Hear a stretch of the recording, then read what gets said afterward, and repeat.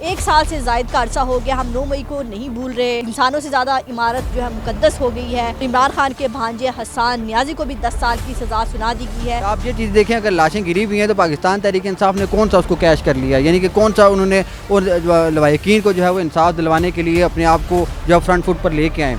अभी तक तो 12 लोगों का ये कहते हैं कि वो शहीद हुए, उनके लिए इन्होंने क्या किया।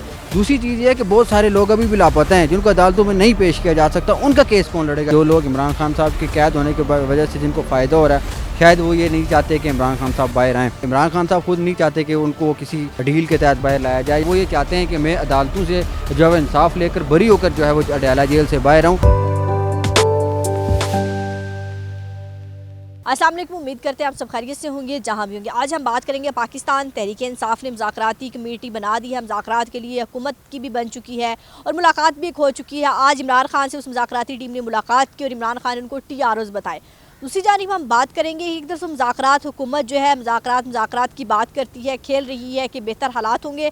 दूसरी जानिब 9 मई के मुलजमान को सज़ाएँ सुनाने का सिलसिला जारी है, जिसमें जो है आज इमरान खान के भांजे हसन नियाज़ी को भी जो है सज़ा सुनाएगी। ये तमाम तर मामला जिस पर हमारे साथ मौजूद हैं मेरे को रिपोर्टर इब्राहिम अब्बासी, जो कोर्ट के मामला को भी देखते हैं। और सबसे पहले इब्राहिम से बात करेंगे कि रिचर्ड गर्नैल ने जो है एक वक्ता डाला हुआ है सोशल मीडिया पर, पाकिस्तानी मीडिया को ट्वीट करते हैं, इमरान खान की रिहाई का मुतालबा करते हैं, लेकिन हमारी हुकूमत में इतनी हिम्मत नहीं हो रही कि उसको कैसे के एब्सोल्युटली नॉट।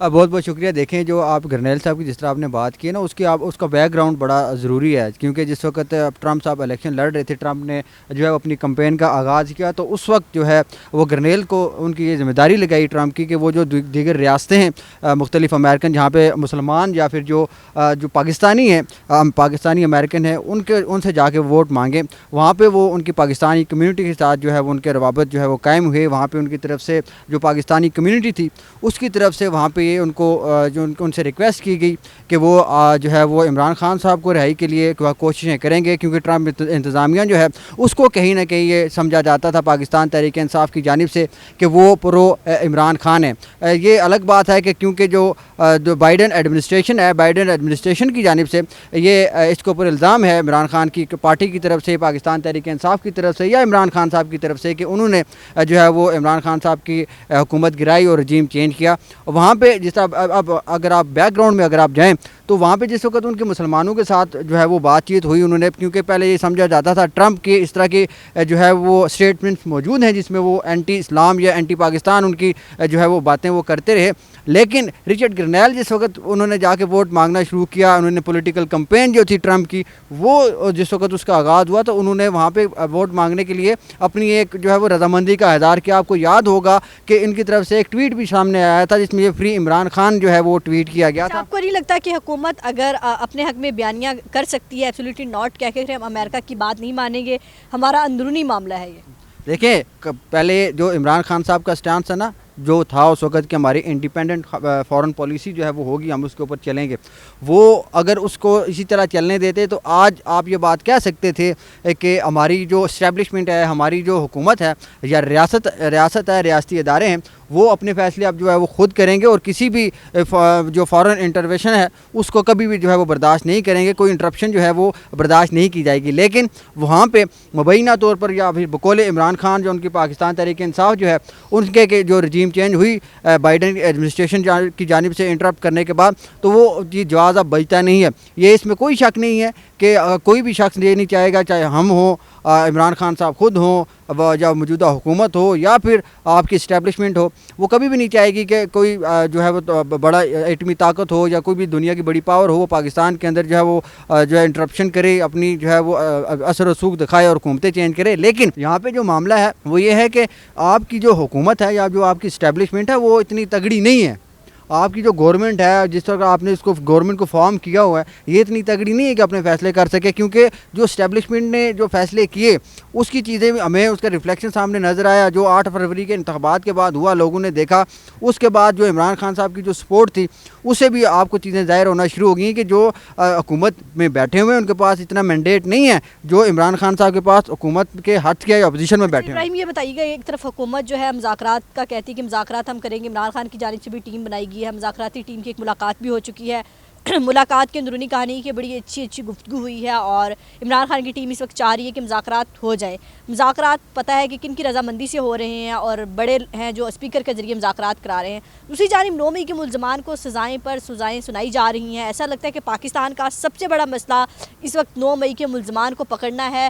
1 سال سے زائد کا عرصہ ہو گیا, ہم 9 مئی کو نہیں بھول رہے. انسانوں سے زیادہ عمارت جو ہے مقدس ہو گئی ہے اور عمران خان کے بھانجے حسان نیازی کو بھی 10 سال کی سزا سنا دی گئی ہے.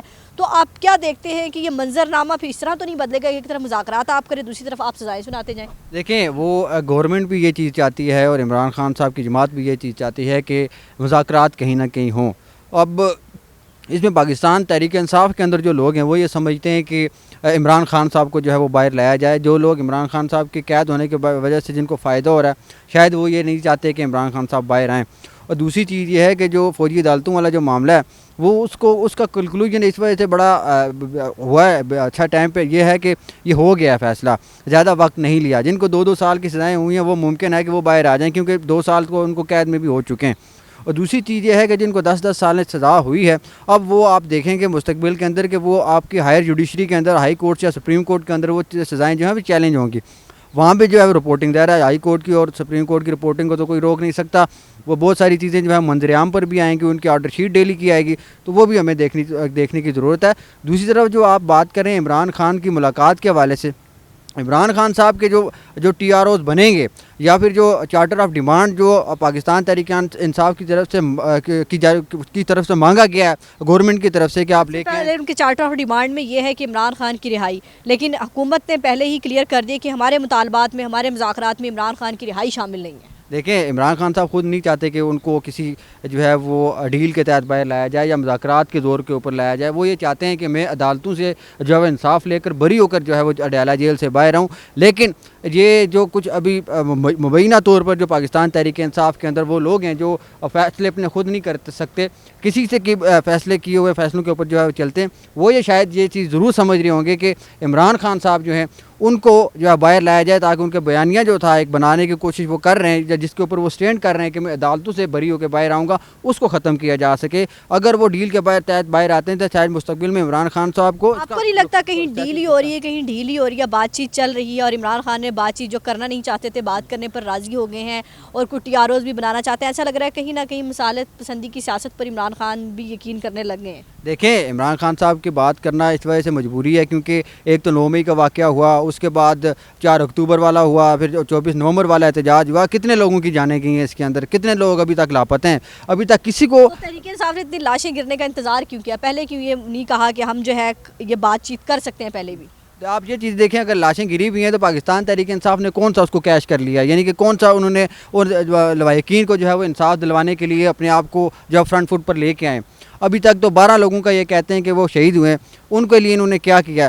دوسری چیز یہ ہے کہ بہت سارے لوگ ابھی بھی لاپتہ ہیں جن کو عدالتوں میں نہیں پیش کیا جا سکتا, ان کا کیس کون لڑے گا؟ کیا پاکستان تحریک انصاف کی جو وکلاء کی ٹیم ہے, انصاف لا فورم ہے, انہوں نے آج تک کوئی آ کے اس طرح کی اسٹیٹمنٹ دی ہے کہ جو لوگ لاپتہ ہیں ہم ان کے لیے آواز اٹھائیں گے؟ اسلام آباد ہائی کورٹ میں یا دیگر ہائی کورٹس کے اندر کوئی ریٹ یا درخواستیں جو دائر کی گئی ہیں نہیں کی گئی.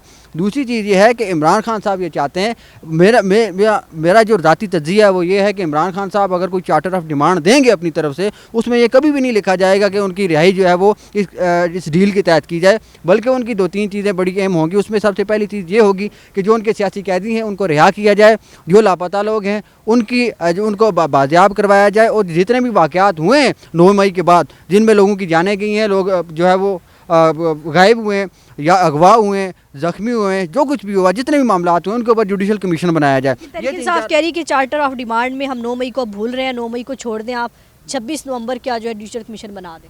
دیکھیں 9 مئی کے اوپر تو انہوں نے سزائیں دلوا دی. آج اگر انہوں نے اس سارے معاملے کو لے کے چلنا ہوتا, اوپر سے سپریم کورٹ کا جو کردار ہے وہ بھی بڑا مشکوک ہے. سپریم کورٹ نے ایک قسم کا جو ہے وہ عدالتوں کو جو ہے وہ اس کے پر کاٹیں, کیونکہ سپریم کورٹ ایک جو ہے وہ کنسٹیٹیوشنل بڑا ادارہ ہے پاکستان کے اندر, جو آئین اور قانون کے بالادستی کے لیے بہت سارے اختیارات ہوتے ہیں ان کے پاس.